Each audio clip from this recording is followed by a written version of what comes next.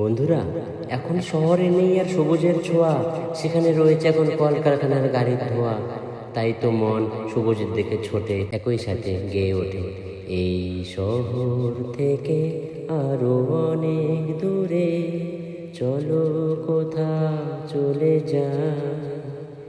ওই আকাশটাকে শুধু চোখে রেখে মনটাকে কোথাও হারায়।